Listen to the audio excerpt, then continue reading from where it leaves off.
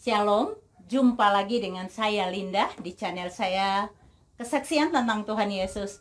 Pertama-tama saya ucapkan banyak terima kasih buat saudara yang sudah nonton video saya, sudah mengikuti perjalanan pelayanan saya.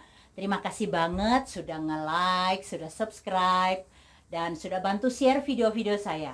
Dan mungkin buat saudara yang baru pertama kali menonton video saya, tolong di like dan subscribe, dan jangan lupa dibantu share dan klik loncengnya supaya setiap ada video saya yang baru, saudara boleh mendapat notifikasinya. Oke, puji Tuhan. Saya bersyukur karena saya dipilih menjadi anak Tuhan. Haleluya. Saya tahu bahwa kalau satu jiwa diselamatkan, ketika satu jiwa menerima Tuhan sebagai Tuhan Yesus sebagai Tuhan dan Juru Selamatnya secara pribadi, tentunya surga bersuka cita. Haleluya, luar biasa. Tuhan Allah kita itu luar biasa. Nah, saya dalam perjalanan pelayanan saya di YouTube, puji Tuhan saya berjumpa dengan seseorang yang menghubungi saya dari Bandung. Beliau ini seorang wanita dan dia punya pengalaman spiritual dengan Tuhan Yesus secara pribadi. Walaupun dari keluarga yang sangat taat beribadah, dari keluarga muslim yang taat beribadah, dan keluarga besarnya dari pesantren, dan mereka juga dari bergabung dengan satu aliansi atau apa ya disebutkannya, yang radikal gitu, yang sekarang sudah dilarang pemerintah, yaitu FPI, Front Pembela Islam. Keluarganya juga pendukung dari FPI dan sangat radikal gitu. Tapi kita bisa mendengar nanti kesaksiannya Ibu Ruth ini. Nah, karena sudah dibaptis kemarin jadi namanya Ruth, jadi kita bisa tanya Ibu Ruth ini apa yang terjadi dalam hidupnya sehingga dia bisa mengenal Tuhan. Dia tahu bahwa oh, itu Tuhan Yesus, karena kebanyakan orang muslim dari kecil sampai dewasanya tuh tidak tahu bagaimana wujud Tuhan Yesus secara nyata, dan dia mengalami dari usia kecil itu dijumpai sama Tuhan Yesus. Jadi kita ngobrol-ngobrol dulu dia. Shalom. Shalom. Bu Ruth, Ibu Ruth, cerita dong, kasih kesaksian buat anak-anak Tuhan di luar sana supaya mereka lebih kuat lagi iman percayanya sama Tuhan Yesus. Bagaimana pengalaman Teh Ruth mengenal Tuhan Yesus gitu. Ya, shalom bagi semua saudara-saudara. Sebenarnya ini udah berapa tahun ya? Udah hampir 43 tahun. Aku selalu menyembunyikan sesuatu yang selalu membelit di hati, karena aku sangat benci sekali gitu. Dia selalu mengganggu terus. Benci dengan sosok pribadi ya, tadi ya? Ya, karena mengganggu banget. Waktu pertama, tapi aku belum tahu itu Yesus ya.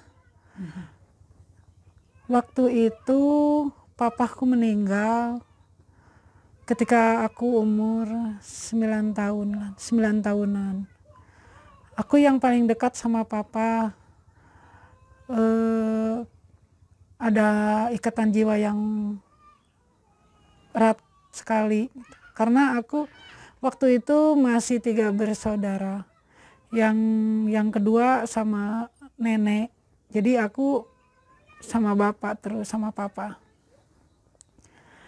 Pas papa meninggal, banyak orang yang melayat itu menghibur gitu. Jangan takut Neng, nanti papa bakal kembali lagi gitu. Ya, aku bahagia dengarnya untuk sementara ini gitu. Pas malam pertama, malam kedua, malam ketiga, kan di keluarga aku kalau ada yang meninggal nggak ada istilahnya selamatan gitu kayak tahlilan, nggak diperbolehkan, haram tuh tahlilan, nggak boleh. Jadi terasa sepi mungkin, terasa banget orang yang pergi itu terasa banget. Malam pertama, malam kedua, malam ketiga, nah saking rindunya, kangen berat sampai sakit, sampai menggigil gitu, pengen ketemu. Nah sampai sakit, sampai nggak bisa digerakkan kaki, nggak bisa. Aku kan suka ngompol.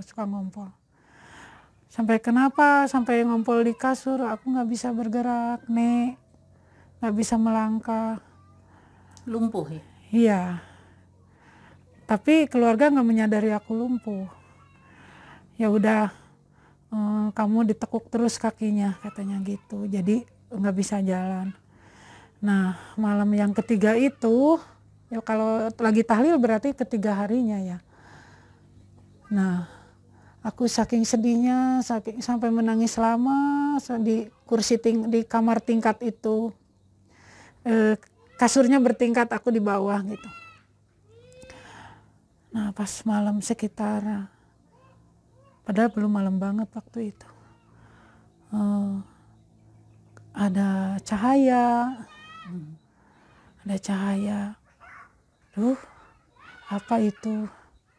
Kok kayak jubah yang putih ke kuning-kuningan gitu. Off-white warnanya. Aku nggak nanya, nggak apa, aku hanya kan lagi menggigil itu. Nah waktu itu dia itu mengeluarkan tangan, memegang tangan, lalu aku ngantuk, lupa yang sedih-sedih itu loh. Sampai pagi itu nyaman gitu. Nah besoknya, setiap pertama kali itu aku cerita ke temanku orang Chinese. Saya punya teman dari Chinese. Dia kalau ngajarin pelajaran ke aku suka minta upah. Nah, kamu mau upah apa? Upah beras katanya 1 liter. Ya nanti aku kasih. Tapi aku mau nanya dulu, sebentar aja. Tapi jangan bilang-bilang ya. Ya mau nanya apa? Semalam aku kan lagi sedih, lagi kangen nih, pengen ketemu papa. Ada yang datang, yang berjubah, pakai kerudung disambleh ke belakang gitu. Rambutnya panjang, wajahnya oval, tapi kan kena cahaya jadi nggak jelas gitu. Nggak bisa menatap itu, cuman lihat jubahnya yang itu. Apa ya itu? Oh itu Dewi Kuan Yin katanya. Kenapa ya datang ke kamu? Padahal aku lagi sedih loh, aku lagi menderita. Kenapa datangnya ke kamu? Gitu. Ya udah, nanti kalau datang lagi bilangin ya, titip pesan. Aku pengen ketemu katanya gitu. Ya nanti aku bilangin. Gitu. Nah malam kedua. Aku malam-malam ya biasa tidur sama papa, ini sendiri lagi. Nah itu udah agak mau pagi. Udah mau pagi. Kakek suka nyetel wayang kan waktu itu. Nah aku lagi bersedih. Ya Allah, kenapa papa teh nggak pulang-pulang? Katanya kau udah dikubur mau pulang, kenapa nggak pulang gitu. Aku menangis, kenapa semua membohongi gitu. Nah dia datang lagi, memegang tangan. Tapi waktu itu nggak kelihatan yang bolong-bolong, enggak. Belum ya? Iya. Aku kan lihat yang bersinar aja udah ngantuk gitu. Dipegang tangan. Hilanglah rasa sedih itu gitu, nyaman. Esoknya aku lupa nggak ngomong ke temen. Lupa, aku ngomong lagi. Dia datang lagi loh. Itu Gusti Allah aku mungkin ya. Gitu. Bukan, itu Dewi Kuan Yin kalau yang baju putih. Kan Allah kamu mah nggak ada katanya gitu. Nggak memperlihatkan. Oh ya, kenapa udah dititipin salam? Lupa. Wah, kamu mah nggak setia kawan katanya gitu. Pas ketiganya, mungkin itu tahlil ketiga ya. Mungkin kan kata kalau di tempat aku itu sebelum 40 hari itu belum menjauh gitu. Jadi mungkin dekat terus, dekat aku. Jadi aku merasa sedih gitu. Datang lagi. Nggak ngomong lagi, cuman pegang tangan aku aja. Sambil tersenyum. Udah. Waktu itu aku merasa takut. Yang ketiga itu. Kamu Dewi Kuan Yin bukan? Kenapa nggak datang ke teman aku? Dia juga membutuhkan, aku tidak membutuhkan kamu. Kata aku gitu. Dia hanya senyum, megang tangan, terus ngantuk. Itu waktu umur sekitar 9 tahun anak. Nah, berjalan waktu, gelisah kan kejadian itu. Terus aku mau ngomong ke siapa ya? Ngomong ke mama. Ma, ada yang berjubah, memegang tangan. Wah, itu jin. Makanya kalau mau tidur tuh berdoa dulu katanya gitu. Itu kamu mata kamu di bukan mata, dekat mata tuh bulu mata kamu itu jadi kerajaan jin, jadi kerajaan jin karena nggak berdoa gitu. Oh gitu ya. 3 kali mah datang. Ya makanya itu teh jin katanya gitu. Kamu terlalu sedih, jadi kalau sedih itu jin pada datang. Gitu. Udah, papa nggak akan datang lagi, doain aja kamu harus jadi anak soleh. Kalau jadi anak soleh nanti doanya kekirim ke papa kamu. Gitu. Aku diam kan galak ya, mama galak. Nah biasa berjalan waktu SMP. Nah kalau SD kan sholat nggak bener. Udah tahu kalau ada mama sejadah digelar pura-pura sujud, udah kelihatan sholat. Waktu SMP udah kan kuat dari keluarga aku kan kuat ke agamanya, jadi nggak disuruh juga udah ada rasa takut. Nggak sholat 1 hari nggak hukumannya berat gitu. Bukan satu hari nggak sholat 1 kali gitu. Nah jadi aku suka bawa sejadah mukena ke sekolah itu. Temen aku meskipun Islam nggak ada yang sholat kalau istirahat itu. Aku sendiri yang suka sholat sama guru gitu ada. Nah itu kan siang-siang jam 12 sholat duhur. Suka berdiri, yang jubah itu berdiri. Itu kan jarak dari umur 9 tahun ya, SMP. Nah, suka berdiri kalau aku sujud. Aku kaget kan udah gede, udah ngerti. Aku kaget. Aku nggak berani menatap, cuman kan kalau sujud ke bawah gitu cuman kelihatan ujungnya, ujung jubahnya gitu. Padahal yang sholat banyak, gitu.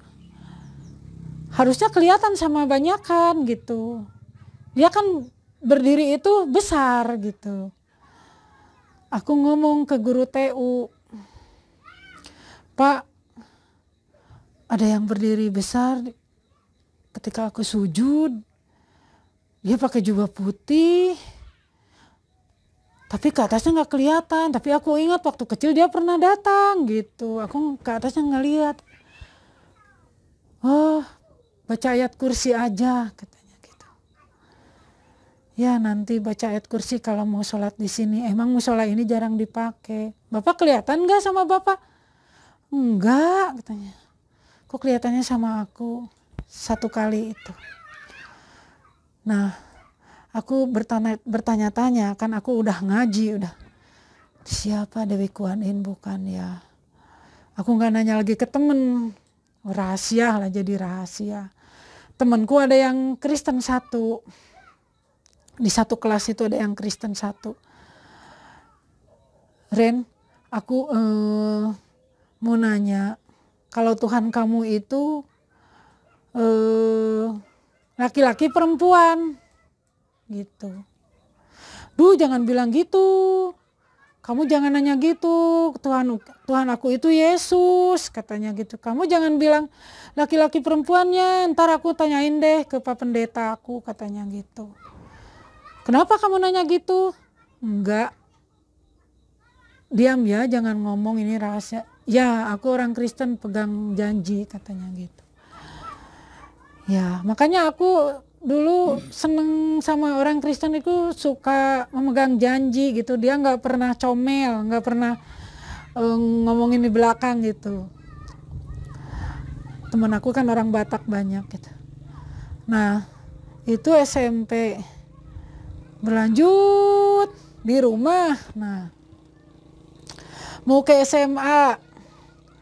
Aku kan nakal. Mama tahu.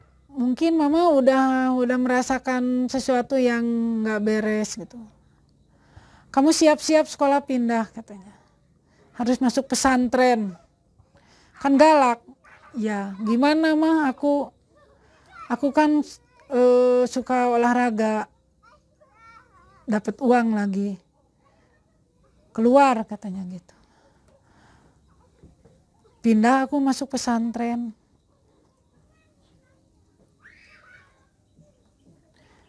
Ya, nah di pesantren itu kalau sholat dia berdiri terus. Dia berdiri terus. Aku kan udah mulai curiga. Udah mulai curiga. Nah, aku sembunyi-sembunyi ke gereja. Udah sembunyi-sembunyi ke gereja, tapi tetap aku nggak ngerti. Aku pengen nyingkirin itu. Gimana caranya menyingkirin orang itu yang suka berdiri di depan aku itu. Baca ayat kursi, katanya. Aku jago hafalan waktu itu. Baca ayat kursi, gelisah, nggak bisa tidur. Berjalan sampai dewasa, sampai menikah. Nah, waktu menikah berapa tahun,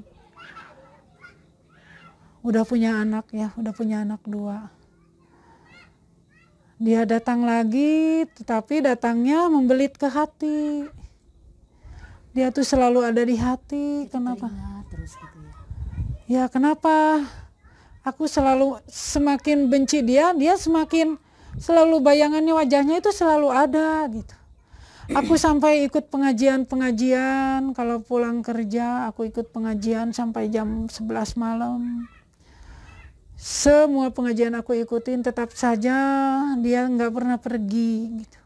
Terus bagaimana Teteh tahu itu Tuhan Yesus setelah melihat itu di usia berapa dan kejadian apa yang Teteh lihat tangannya berlubang? Itu waktu usaha aku bangkrut, sampai utang ratusan juta, sampai suami mentalak, tidak mau lagi, ya aku udah nggak bisa hidup lagi sama kamu. Kamu itu nggak ada cita-cita sama sekali. Aku ditalak tapi masih satu rumah karena anak masih kecil-kecil. Nah, waktu itu 2 tahun setelah ditalak, aku nggak tahu ditalak karena dia udah nggak mau tidur sama aku. Tapi kalau aku nanya, aku masih istrimu bukan? Dia nggak pernah nanya, nggak pernah jawab, nggak pernah apa-apa. Nah, aku tidur sama anak yang bungsu. Nah, dia datang lagi. Aku belum yakin, aku masih nggak percaya, aku masih benci sama dia. Kok dia datang lagi yang dulu itu? Kenapa sih kamu datang terus? Tapi waktu itu cuma di hati bicara begitu. Aku bangunin anak. Coba lihat itu sama kamu. Gak ada apa-apa mah, itu kuntilanak. Mungkin kuntilanak sama aku gak kelihatan. Kan mama suka ngeliat katanya gitu. Nah tangannya tuh mau memegang tangan aku tepis. Aku gak mau. Kok berlubang ya? Dek, aku kan bukan orang bodoh. Dek, aduh, itu si Yesus kali ya. Kenapa kamu ada? Kamu pergi. Kamu itu kenapa? Kok orang Kristen itu bego banget? Dia tuh kenapa menyembah manusia? Gitu. Aku rasa takut itu. Aku menggigil. Aku tarik selimut aku tarik. Aduh, pergi. Aku sampai nggak tidur sampai pagi. Aku nggak berani buka selimut. Cuman terangnya masih kan, meskipun dipejamkan mata terang itu kan kelihatan. Iya. Aku, aduh, kenapa dia datang? Kenapa si Yesus datang? Aduh, dia mau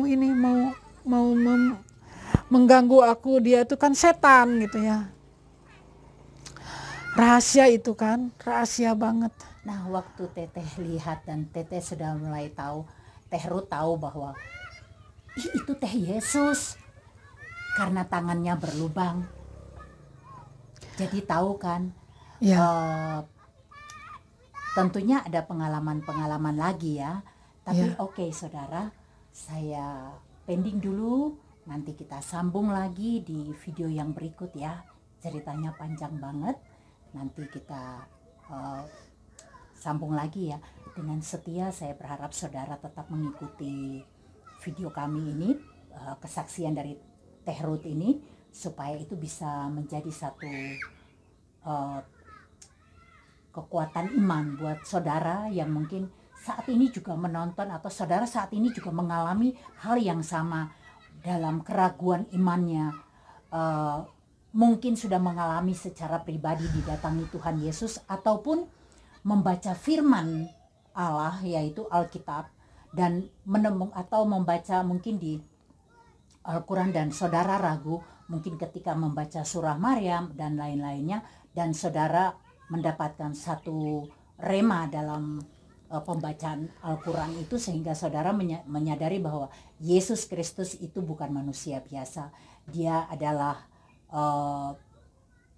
kalimatullah gitu, yang mungkin bisa membuat saudara ragu iman saudara di keyakinan saudara yang lalu, seperti Teteh dan saya juga di waktu-waktu yang lalu, dan saudara bisa lebih percaya kepada Tuhan Yesus. Atau mungkin saudara bingung bagaimana caranya saya untuk mempelajari atau mengenal Yesus lebih dalam lagi. Saudara bisa hubungi saya di WhatsApp saya 081 225 198 945. Saya akan menjawab saudara secara pribadi.